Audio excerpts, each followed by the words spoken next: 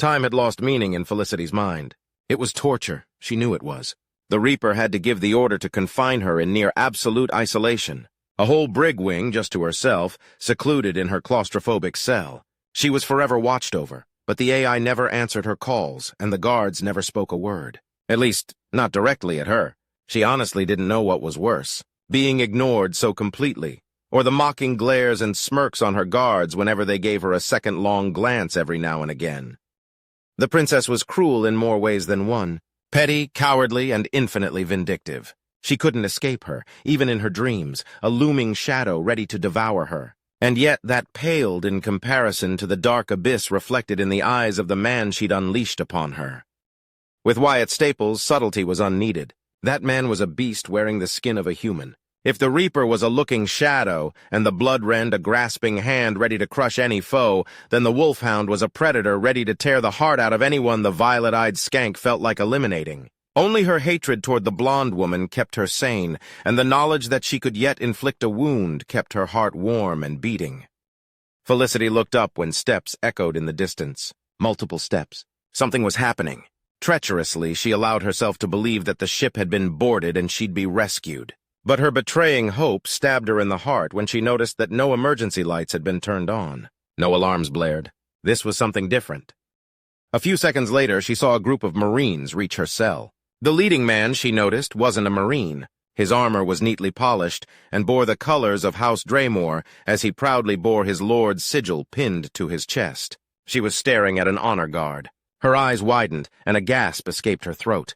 "No!" she half shouted as the energy field died and the door was opened. She tried to stand on her feet, but the shackles prevented her from doing any movement more complicated than an awkward step. Upon failure, she curled into a ball, fear overtaking her. Had so much time passed already? Had she been delivered to Camrim already? She didn't get to answer her questions as the group of Marines stepped inside her cell and all but dragged her out after the shackles around her ankles unlocked themselves, freeing and dooming her at the same time. "No!" she repeated as her heart became more agitated. "You will be silent," the honor guard ordered, as another two took a firm hold of her arms and forced her to walk. "I'm Felicity Cintor, heiress apparent of House Cintor. You can't treat me like this," she said, ignoring how her practiced voice was off thanks to her poorly treated broken nose. "By order of his Lord Regent, Duke Draymore, we can," the honor guard replied as the group began to advance.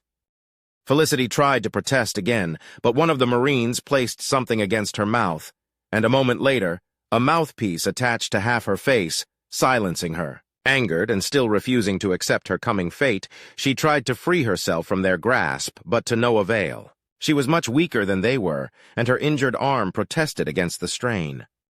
10 minutes of futile resistance drained her defiance, and finally, she admitted defeat.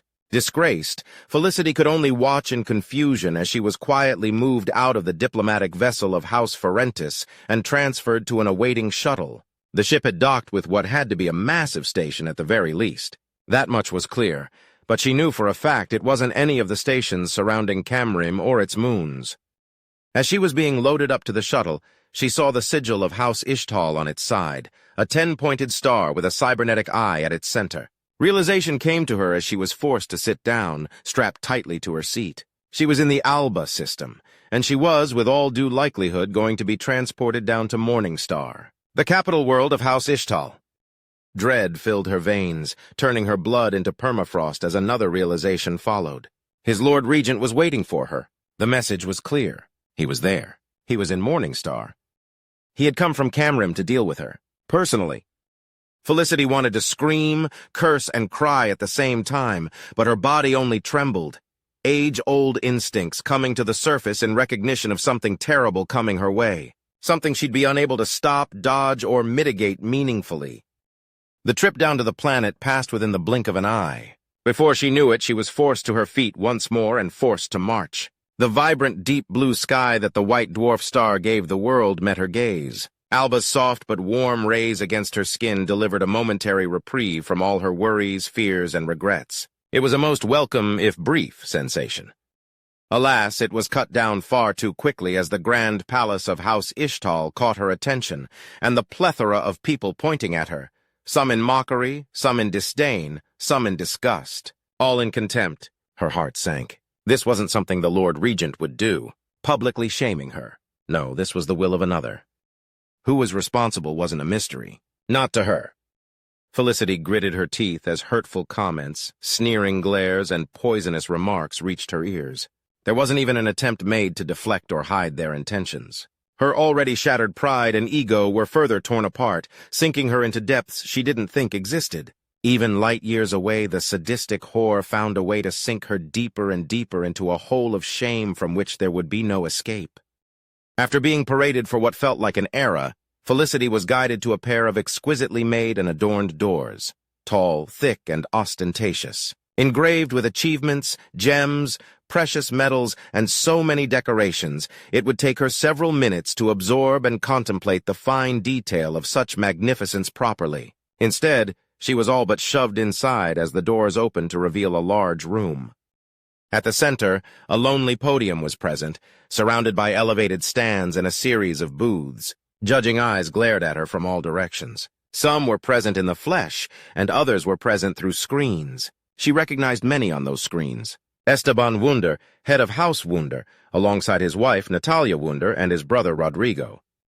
Of course, Tamarin and Andrew Caiston were present, alongside half a dozen other Caistons, including Andrew's wife. If looks could kill, Felicity knew she'd be nothing more than ashes on the ground under the intense glare of Selena Caiston. Internally, she wondered if that wouldn't be a preferable fate than what awaited her. At least 24 men and women wearing Royal Navy or Army uniforms were also present. Fleet admirals, generals, and many influential nobles had made time just for her. It was the farthest thing from flattering she could imagine, yet it only got worse for her. Unsurprisingly, she saw her mother, Deborah, and her father, Otto, present as well. Her father's eyes were cold as a grave, but her mother's were ignited by a fire that no star could match. Felicity lowered her head slightly upon meeting her gaze. Even through a screen, she was no match for her mother's wrath.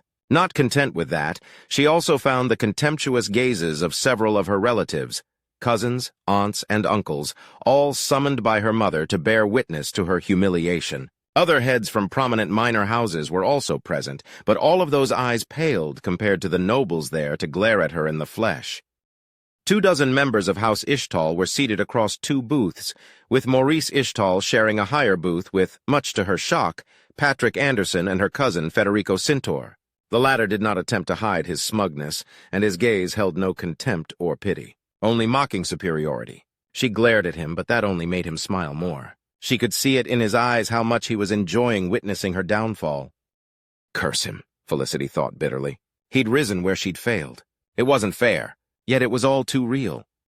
Her eyes moved away from him only to see Hadrian Tigan sitting at the most elevated booth, sitting at the left side of his Lord Regent, Duke Cornelius Draymore himself, while at his right, his green-armored daughter, Veronica Draymore, sat with an unreadable expression. Hadrian's gaze only transmitted disappointment. The Duke's gaze was a mystery to her. Even now he maintained his composure. But Veronica's eyes betrayed her expression. There was murder in her eyes. Cold, ruthless, merciless, and cruel. Murder and a promise of pain preceding it. Only after she stopped at the podium did her body remember to breathe. She gasped for air, her body trembling as she noticed that she wasn't completely alone. Captain Ciro Ortega, Maximilian Userek, Casimir Caiston, and Javier Wunder were all present on the lowest booth. Only then did she notice the small camera drones floating about the room and the few screens with all of their faces on them, including hers. "Felicity Cintor!" The booming voice of Cornelius Draymore cut through the tense silence with the same force as a powerful thunder followed a lightning strike. "You've been brought before me so that I may bestow upon you a punishment most fitting for your numerous transgressions." With a simple hand gesture from the Duke, the honor guard moved in closer and removed her mask. "My Lord Regent, please!" "A trial is unnecessary!" Felicity protested a second after she was able to speak. "Trial?" Deborah Cintor asked, and Felicity's eyes landed on her stern mother. Felicity inherited her mother's features. That much was evident, but the ebony-skinned woman had no love in her eyes at that moment for her daughter. "There is no trial to be had. This is merely a formality, Felicity. There is no evidence to prove any theoretical innocence." "No!" Felicity shouted again, the fear she held for her mother replaced by desperation. Turning to the Duke, she all but threw herself at his feet. "My Lord Regent, please, I beg of you, show your benevolence. I will not fail you a second time." All eyes quietly and discreetly turned to Cornelius as the blond man stared down at the black-haired woman on the verge of tears. After 10 long seconds, he spoke. "Felicity Cintor, do you understand what you've done?" Felicity weakly rose to her feet before replying. I understand that much shame has been cast upon your name, my Lord Regent, thanks to my defeat. 6 ships were lost, and the Reaper claimed a substantial victory in the name of the Pretender Prince. I can only offer my deepest apologies and promise you that I will do everything in my power to cleanse this misstep away. Should you forgive me, my Lord Regent, she begged. Cornelius closed his eyes, placing a hand on his daughter's shaking shoulder. Veronica calmed down instantly, but her glare remained pure and focused on the black-haired woman. "You truly don't understand what you've done, do you?"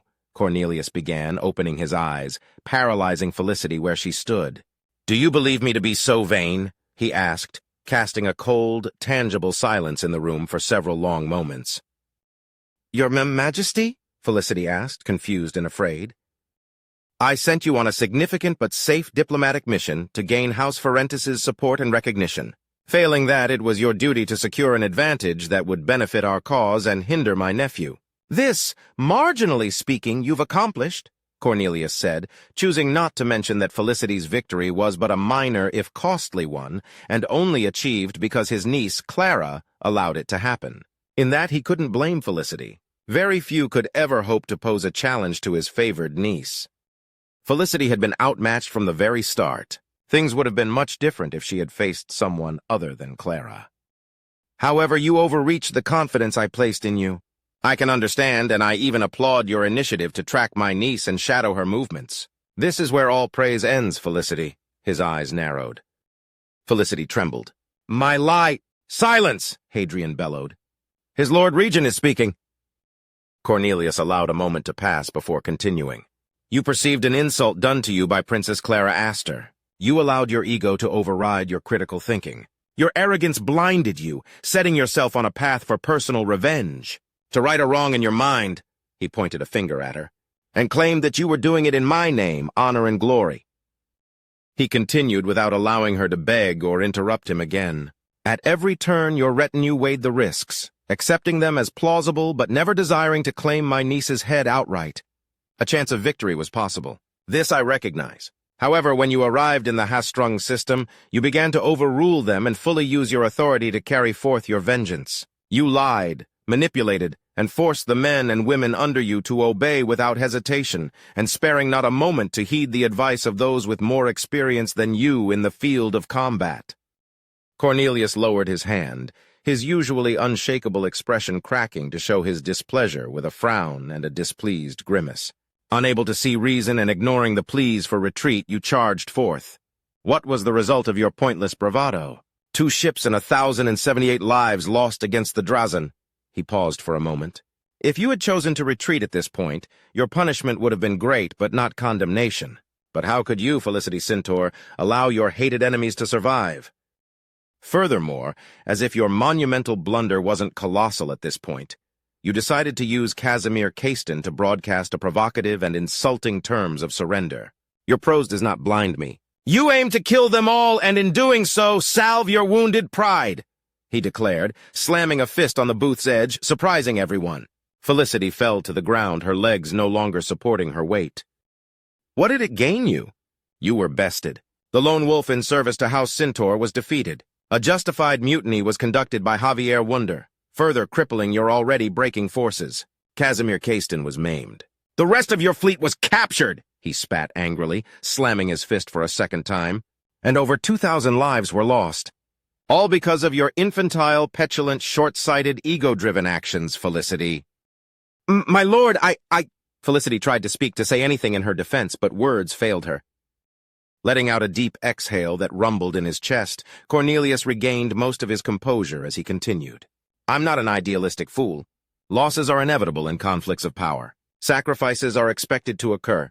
But what you did was not only entirely preventable, it was unnecessary. Your actions alone, while far from crippling, have painted me as incompetent. You delivered to my nephew a substantial victory on paper in your thirst for revenge and self-aggrandizement. How many great houses, I wonder, are reconsidering their stance as we speak? How many minor houses will flock to my nephew's banner? Will other lone wolves leap at the chance to bolster his ranks or abandon their posts after the Roaring Thunder's defeat at the hands of an unknown squadron led by a commoner turned baron? He paused, waiting for an answer. When it didn't come, he pressed on. Well? Felicity's mind was a jumbled mess, unable to form any coherent response, yet the mention of Wyatt Staples gave her direction. Slowly, enough focus returned to her, and she forced herself to stand again on shaky legs. My Lord Regent, I was deluded, cornered, and tricked by the Reaper. I thought that by removing her, Cynthia Winfield and Redford Kalin in one fell swoop would bring you much joy and glory. They insult you with their defiance, she tried to beg, to use her honeyed words to gain any possible advantage, however minuscule. Her head shifted to glare at Javier Wunder. That coward should be put on trial too. A coward who ran. Then she glared at Ciro. And that traitor, he all but allowed Wyatt Staples to capture us. Another coward who surrendered instead of fulfilling his duty. Silence that poisonous tongue of yours, Cintor, Maximilian Userek rebuked with disdain. It is true that we're hardly blameless for your debacle, but it was you who pressed further down the abyss of your failure, the retired lone wolf exclaimed. Dare you not blame Captain Ciro Ortega? He performed his duties to the best of his abilities under your subpar commanding guidance. Ungrateful scoundrel. It is due to his actions and those of the wolfhound that those who survived did so, he claimed before raising an arm to embrace Casimir gently. The young Caiston looked at him with a vacant stare. Lords Casimir and Javier were put under your protection to gain experience in their respective fields. And how did you repay that trust placed upon you by your allies? Maximilian asked, glaring at Felicity. You used Lord Casimir for your own benefit. You went as far as to use him as a shield in voice and body. Now look at the consequences of your actions, he spat. You call Lord Javier a coward. What did you expect from him? To die for your glory in a feudal battle? I do not approve of his methods. Neither do I condemn him. He's not a soldier, much less a warrior, and yet he could see that victory was out of your reach. His only mistake was to prioritize his safety and cause unnecessary mayhem through his mutiny. Felicity gritted her teeth, unable to respond to Maximilian's words. She glared at him, wishing to obliterate the insufferable man. The evidence is undeniable, Felicity Cintor. Your actions alone have brought immeasurable shame upon House Cintor, Deborah exclaimed. Where you've displayed nothing but incompetence, stupidity, and blind ambition, my nephew, your cousin Federico, has demonstrated himself superior to you in every regard. Felicity turned to glare at her cousin, who was, predictably, enjoying every second of her continuous humiliation. Savvy, guile, and a true negotiator and diplomat. Thanks to him, Lord Patrick Anderson has recognized our Lord Regent's claim and has decided to support his cause fully, Deborah praised. But the ridicule you've brought unto our house cannot be forgiven. Felicity's eyes widened as her heart skipped a beat in pure horror. Mother, please reconsider. I will fix my mistake. Please, my Lord Regent, forgive me. Let your benevolence shower me, and allow me to serve you so that I may undo the insult I've brought upon you, your name, and your house. She begged and implored with all her might, tears finally falling down her cheeks. Rage, impotence, realization, fear, and a dozen gut-twisting emotions swirling inside her like a storm. In desperation, she opened her mouth and reached inside it with her right hand. With a grunt, she peeled off one of her molars. Presenting it to him, the honor guard moved quickly to retrieve it. I hid an original copy of the Gallant Ventures footage, Felicity said, presenting her last bargaining chip. The truth is anathema to that whore, my liege. Let me prove to you my usefulness. Cornelius stared at Felicity for long, silent moments. Enough time to know that the majority of his gathered allies and subordinates would start to silently wonder if he'd show her clemency. Even if he wanted to, he wouldn't. Finally, his voice echoed in the room. An insult can be forgiven. A mistake can be fixed. A bad decision may be salvaged. But what you've done, it cannot be overlooked nor justified. I bestowed my trust into your hands. You abused it for your own benefit. You believed yourself superior, now you will face the consequences of your actions, Felicity Cintor, he said, turning to the head of House Cintor. Deborah glared at her daughter, her eyes devoid of love, care, or compassion. Your insolence, incompetence, and multitude of failures leave me no other choice. From this moment forward, I, Deborah Cintor, renounce you, Felicity Cintor. I strip you of your possessions, rank, titles, position, and all claims to our noble bloodline." "Mother!" Felicity croaked, but Deborah continued, her glare intensifying. She turned to her father, Otto, but his gaze was, as always, distant and uninterested. Before him she was less than a gnat. The rest of her family was no better. Hatred and delight mixed in their gazes, further pushing her down a bottomless pit of pure humiliation. "House Cintor no longer recognizes you.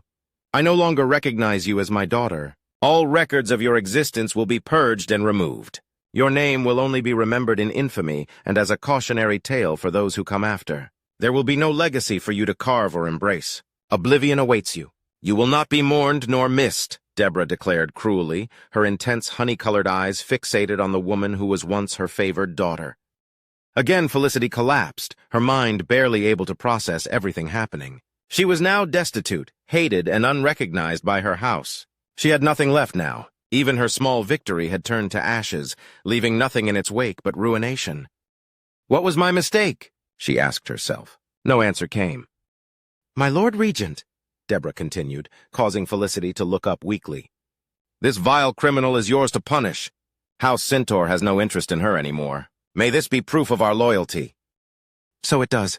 So I shall," replied Cornelius, much to Deborah's evident joy and to the relief of every other Cintor present. "Excuse me, my Lord Regent," Ciro Ortega interrupted suddenly. Murmurs were heard, but were silenced a moment later by Cornelius's hand gesture for him to continue. "I believe, my apologies. I believe that woman has a message for you sent by Her Majesty Princess Clara Astor." Feeling numb, Felicity repeated the message the accursed Reaper had forced her to memorize to the letter. For an instant, the idea of remaining silent crossed her mind. What else did she have to lose now? Indeed. What else did she have to lose now? She was nothing now.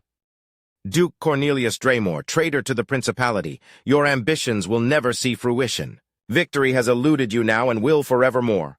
With kind regards, Clara Astor, second princess of the Astorian Principality," said the ebony-skinned woman, her voice barely louder than a slurred whisper, but the microphones caught and transmitted every word. "How dare she!" Veronica jumped to her feet, her right hand grasping her sword's grip.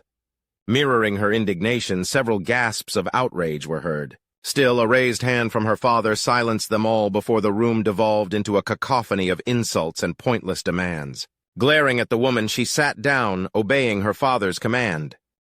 "My niece wishes to provoke in me displeasure. She has failed. An empty taunt, her message is," Cornelius remarked calmly. Then he turned to Felicity. "Now I shall dictate your punishment. My hands will not be sullied with your filth, Felicity. My daughter, Veronica Draymore, shall personally ensure you comprehend the full weight of your misguided ambitions. Your desire was to serve me still? I'll grant you your request. Take her away. My daughter shall tend to her from now on." As Felicity was dragged away, he turned to face the audience. Raising both arms in a simulation of an embrace, his booming, strong voice echoed with the certainty of a man to whom the concepts of failure and doubt did not exist. "Do you see the petty tricks my nephew relies upon? He calls upon his sister to do what he cannot. He knows not what the burden of leadership entails. He speaks of me as a traitor because I didn't bow before him unconditionally. I do not hate him. I would rather see him surrender than be dead. But I will not hesitate to do what is needed for the future of the Principality. Under my guidance, a true prince, strong, capable, unyielding, and wise, will sit on the throne instead of a foolish idealist. The Principality and its truest sons and daughters shall prosper thanks to us. The hammer of Draymore is strong. The hammer of Draymore is strong!" The chant came back fierce and loud. Cornelius lowered his arms and turned to leave. Hadrian and Veronica stood up immediately as the booth's door opened. As he stepped out, several honor guard were waiting for him. "Bring Ciro Ortega and Maximilian Usarek before me." "At once, my liege," one of the honor guard replied, bowing. His eyes flickered for a brief moment, then he continued. "It is done, my liege." "They will arrive shortly." "Father?" Veronica asked. "Should I give that disgrace of a woman a slow, painful end, or am I to make of her what I wish?" Cornelius turned to his daughter. "Do not kill her and avoid permanent disfigurement," he said. "Now go. I will call for you once I require your strength, Veronica." "Of course, Lord Father." Veronica bowed her head, then turned to leave with an eager, hungry, unnerving smile. Once she was gone, Cornelius turned to Hadrian. "Cruel of me, is it not?" Hadrian pondered momentarily before answering. "Out of necessity, my lord." "Your daughter is enthusiastic," the older man commented dryly. "To my deepest regret," Cornelius admitted, breathing out heavily. It only took less than a minute for Ciro and Maximilian to be brought before him. Both men bowed their heads in respect once they came to a halt. "Raise your heads," they obeyed. "I've read your reports and your letters of resignation. House Cintor laments the loss of their lone wolf, but given the circumstances, they didn't protest too much, did they, roaring thunder?" Maximilian smiled. "Deborah tried to claim my services as oath-bound, but I deflected her easily. My guess is that she wanted to save face, Lord Cornelius." Cornelius returned the smile. "What will you do now? Most lone wolves retire at much, much older ages." Maximilian shrugged. "My time as a lone wolf was short, but my fortune is big enough to last me several lifespans, Lord Cornelius. I was bested. Twice! Yet I'm content and satisfied with the results. Now I hand over my legacy to one who may surpass me beyond my expectations." "The wolfhound," Hadrian commented, raising an eyebrow. "Do you truly believe that a lowborn will be able to do such a thing?" Maximilian grinned widely. "Wyatt Staples will surpass me," he claimed with certainty. The roaring thunder grows silent to watch from the sidelines. "Perhaps I'll become a sommelier. I would very much like to taste Montrello. There will be much to do as I see the wolfhound grow with each encounter." "In that case, trying to convince you to serve under my house will prove fruitless," Cornelius said, not as a question, but as an affirmation. "My niece tried to recruit you, didn't she?" Maximilian nodded. "She tried. Multiple times. She is not what I expected the Reaper to be. As dangerous as I feared, more cunning than I suspected, and surprisingly erratic in an almost charming way." "Her Majesty is quite disarming in person," Ciro agreed. "Ciro Ortega," Cornelius turned to the proud captain. "Whilst I accept and respect your resignation, I must insist you remain. I would rather not lose a truly honorable and competent man and officer such as yourself." "Your words fill me with joy, my liege. However, I will not reverse my decision. I believe in your cause, my liege, but I cannot see myself again facing the princess or the wolfhound Wyatt Staples in battle. I dread it so. It is not cowardice that guides me, but respect and honor. I simply cannot, my Lord Regent. Once this conflict is over and ends with your victory, if you will have me, I will re-enlist to serve you once more, my liege," Ciro confessed. Then he reached into his uniform. The honor guard didn't react. They knew he was unarmed, only carrying a regular and innocuous sealed letter with him. "Her Majesty asked me to give this to you." Cornelius hummed with interest, accepting the letter. "And so you have." "I cannot force you to remain. Regardless, my gratitude is with you for all you've done, Lord Ciro." Ciro bowed his head. "It was my honor to serve, my liege." The green-eyed man nodded once, then stored the letter in his inner chest pocket. "Gentlemen, before you depart, do answer me this question. Was I unjust toward Felicity?" Maximilian answered with a bellowing laugh now that he was free from the respirator. "I would have strangled the life out of her with my own hands in your place, Lord Cornelius." Ciro remained silent for a few seconds before replying. "She was guilty beyond doubt, my lord. Some may say her punishment is too harsh. I believe it is a start to pay for all the lives her actions claimed unnecessarily. Their blood is in her hands." Hadrian nodded in approval as Cornelius remained impassive. With a hand gesture, Ciro and Maximilian were dismissed and escorted away. Internally, however, Cornelius wondered what his most beloved niece had sent him. For Black Ship fans, Akinda is going to republish all the updated chapters on our new r/OpenHFY subreddit. I've added a link in the description.